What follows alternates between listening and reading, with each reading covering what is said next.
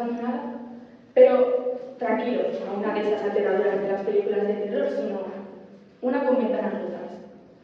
Un día te despiertas y ves una grieta en la ventana y piensas, bueno, no pasa nada, ¿no?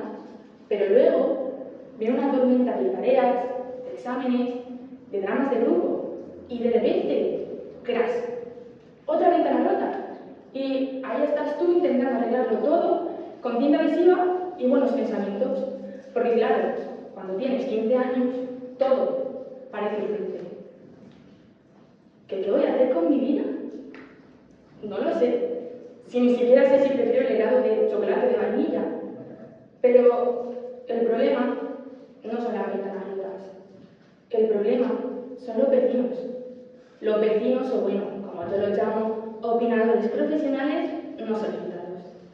Siempre están ahí para recordarte. Deberías estudiar más. Ya sabes que quieres ser de mayor.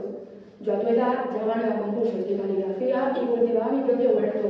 ¡Guau! Gracias, señora perfecta. ¿Sabéis qué tengo yo?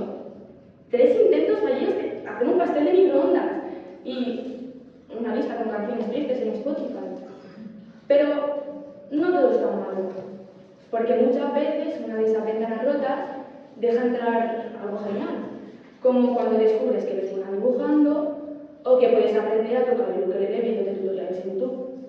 O cuando alguien que no te esperas te dice algo bonito como, oye, me gusta cómo escribes.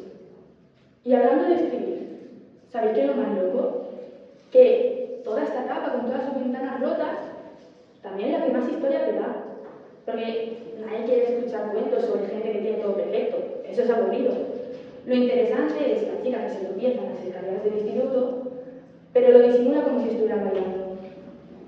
Y sí, sé que a veces parece que la vida está esperando a que falles, pero yo tengo una teoría. La vida no es un examen que aprobar, es un lugar lleno de puertas, de ventanas y a veces túneles secretos. Tú decides qué cruzar, qué arreglar y qué dejar pasar. Así que la próxima vez que alguien te pregunte qué vas a hacer con tu vida, míralo fijamente y di, voy a arreglar mis ventanas. Y si no puedo, voy a construir una mansión sin ventanas. Porque al final no se trata de lo que piensen los demás, se trata de cómo te sientes tú al mirar tu propia casa.